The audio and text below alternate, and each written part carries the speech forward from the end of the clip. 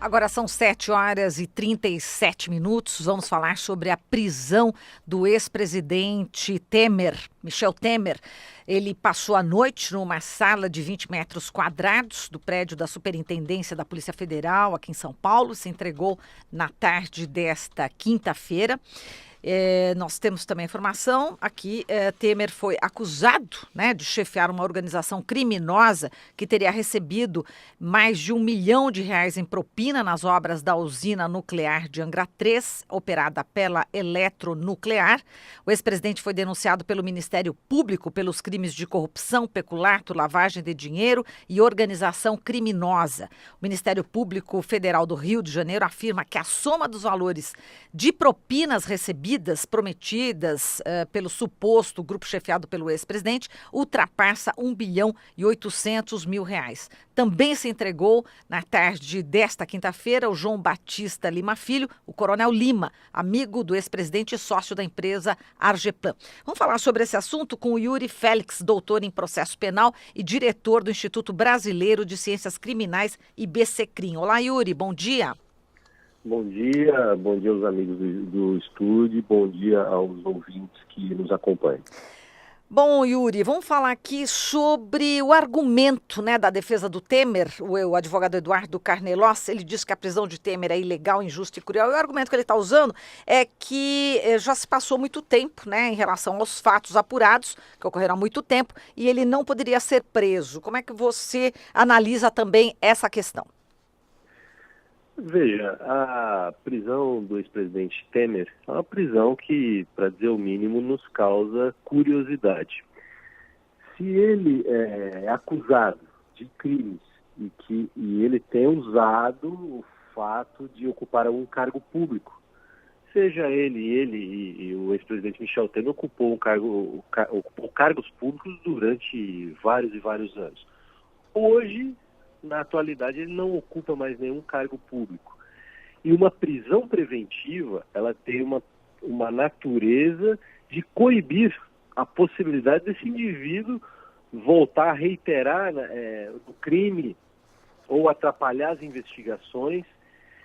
Se o ex-presidente já não ocupa mais nenhum cargo, se o ex-presidente já não é mais presidente da Câmara, já não é mais parlamentar, não é vice-presidente da República, não é presidente da República, de que maneira ele poderia influenciar ou de que poderia cometer algum delito, tendo em vista que, segundo a acusação, ele se fazia valer do seu poder? Então nós não entendemos por qual motivo essa prisão, do ponto de vista processual, ela ocorreu. Isso nos parece mais uma prisão midiática do que processualmente, tecnicamente sustentável. A posição da defesa do ex-presidente, ela, do ponto de vista técnico, ela tem base, ela tem fundamento.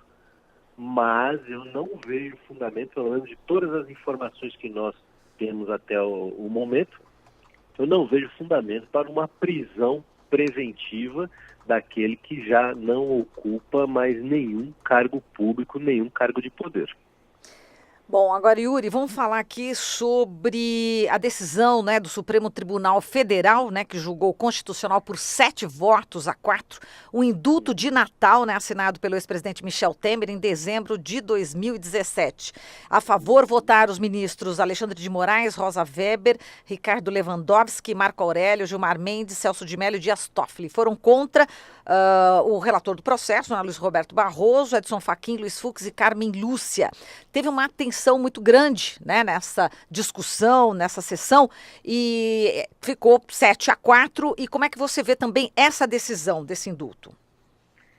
Lá no começo de 2018, final de 2017, essa discussão já havia surgido nos meios acadêmicos, no meio jurídico, e à época eu já defendi que o Supremo Tribunal Federal não tinha o poder de intervir numa decisão que ela é discricionária, ou seja, ela é uma prerrogativa, ela é da natureza do cargo da presidência da República. O cargo da presidência da República, e é importante nós deixarmos claro que no momento em que votamos num candidato à presidência, também votamos em seu vice, pois o ex-presidente era vice, ingressou na presidência por conta da saída da ex-presidenta Dilma, e ele foi eleito com o voto popular. Pode ter sido eleito de forma indireta como vice-presidente, mas foi eleito. Então a legitimidade dele decorre da democracia. Essa legitimidade dá a ele determinados poderes. Um destes poderes é o indulto. No momento em que o Supremo Tribunal Federal entra nessa discussão, ele sim invade a esfera de competência da presidência da República. Pois à época e hoje eu entendo que isso é discricionário, isso é da essência do cargo da presidência da República, seja qual presidente for. Então, no momento em que este fato do príncipe, esse ato decorrente da essência, que decorre da essência da presidência da República, é um ato questionado pelo Supremo Tribunal Federal, da forma que foi, eu entendo como equivocado o questionamento do Supremo Tribunal Federal e entendo a decisão que ocorreu de manutenção do indulto nos termos em que ele foi proposto pela presidência, uma decisão acertada, pois isso, como disse, repito, é da essência da presidência da República e que seu poder decorre do voto direto da maioria da cidadania brasileira e que o escolheu para estar lá. Certo, o decreto, né, ele perdoou aí condenados por corrupção e lavagem de dinheiro que tinham até aquela data, né, em dezembro de 2017, cumprido 1/5, equivalente a 20% da pena. Agora, nessa sessão, né, Yuri, a gente teve aí a fala do ministro Fux, né, ele diz o seguinte, né, quer dizer que aqueles absurdos todos estão valendo, né, aí o Marco Aurélio rebateu, falou absurdos na ótica de Vossa Excelência. Como é que você também analisa esse apelo, né, do Fux nessa hora também? Veja, aí eu me apego às palavras do próprio ministro Marco Aurélio, em que na sequência deste acalorado debate, ele afirma: Vossa Excelência respeite a maioria que se formou em plenário. Uma decisão, ela não é boa, ela não é positiva quando ela me agrada e ela não é negativa quando ela me desagrada. Uma decisão é uma decisão e ela foi feita para ser respeitada. No momento em que a maioria do plenário aponta num determinado sentido, o ministro derrotado, ele tem que saber que isso é do jogo democrático. Nem sempre a posição dele é que vai prevalecer.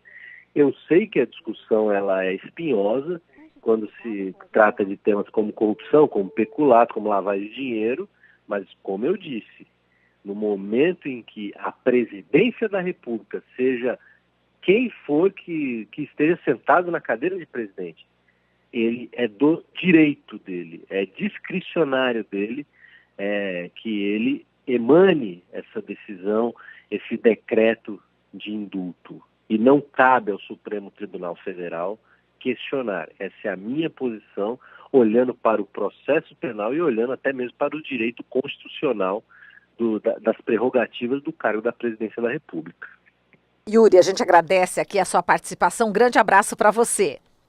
Muito obrigado, bom dia, um forte abraço. Forte abraço. Falamos aqui com Yuri Félix, doutor em processo penal e diretor do IBCCRIM.